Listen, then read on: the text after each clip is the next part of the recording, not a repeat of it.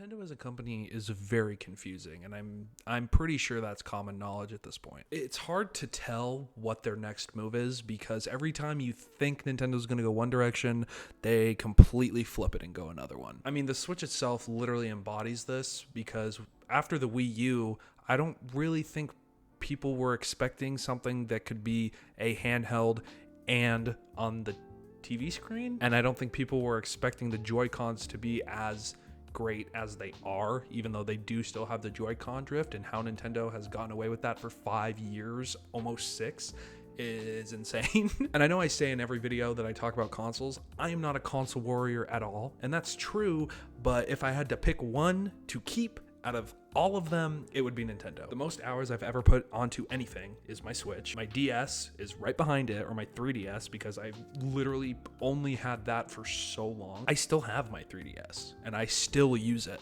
So I think that alone kind of proves my point, which sucks because I have a love-hate relationship with Nintendo. I think they're such a terrible company, and they treat YouTubers and entertainers like complete garbage, but then they drop games like Tears of the Kingdom and Mario Odyssey and these really awesome first-party games, and then they drop really fun consoles like the 3DS or the Switch, and it's just so hard to hate them. So what's the point that I'm trying to make here?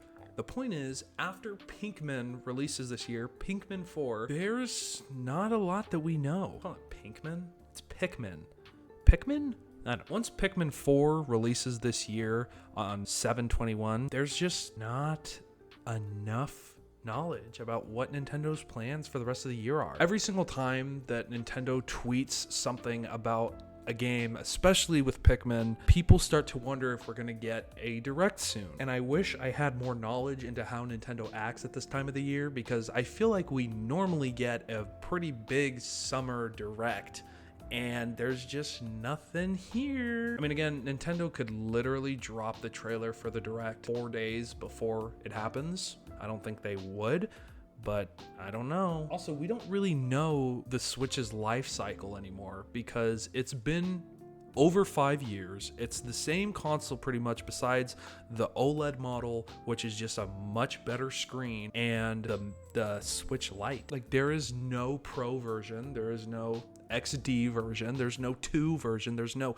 new Nintendo Switch like when they did the new 3DS. So I don't really think most people know what to expect anymore. Obviously, I think the Switch is just so successful that it would be really hard for them to make a new console and not have it support Switch games. So I feel like it has to be something in the Switch family. Like, imagine if they revealed a Switch Pro and they were like, hey, sorry, it doesn't run old Switch games.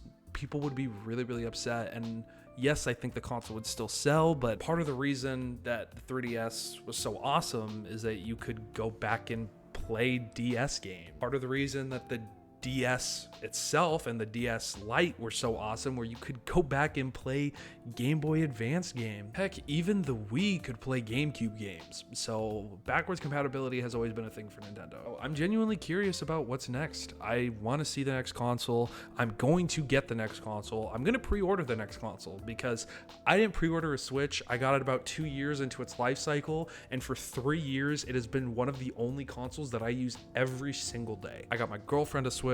I have a Switch. I've had the normal Switch, I've had the Switch Lite, and I've had the OLED. So I've literally contributed to giving one of the biggest companies in the world all my money, and I'm not even upset about it. Okay, I'm a little upset about it. I don't know why I went from Switch Lite to Switch. Oh, I know why, because the OLED came out like a week after I got my Switch. Obviously, there are a lot of rumors about what the Switch 2 could have, a better screen, a 1080p screen.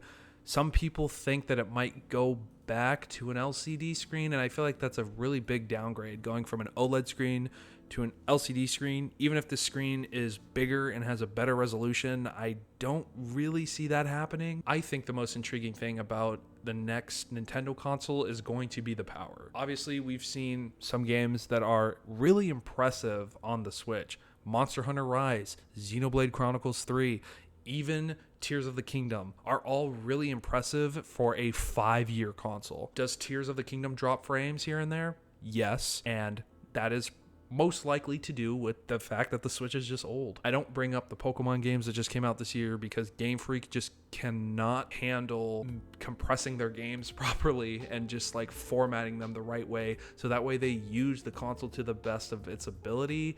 It's always been a problem, I think, and I don't even know.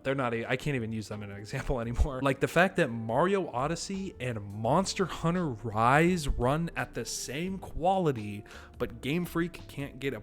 Don't even get me started. I can make a whole nother video on that because it makes me so irritated. So yeah, here's to Nintendo, hopefully revealing something soon. I feel like whenever Nintendo does a direct, it's really buzzing and the gaming industry is just on another level than it already is. So I hope they do something soon because I feel like my Switch is gonna explode soon and I don't really want it to do that. Hey, and if you're excited for Pikmin 4, here's to you, because that game is definitely not getting a video. I just insulted all 5 Pikmin fans. I'm sorry. And maybe this will get me canceled.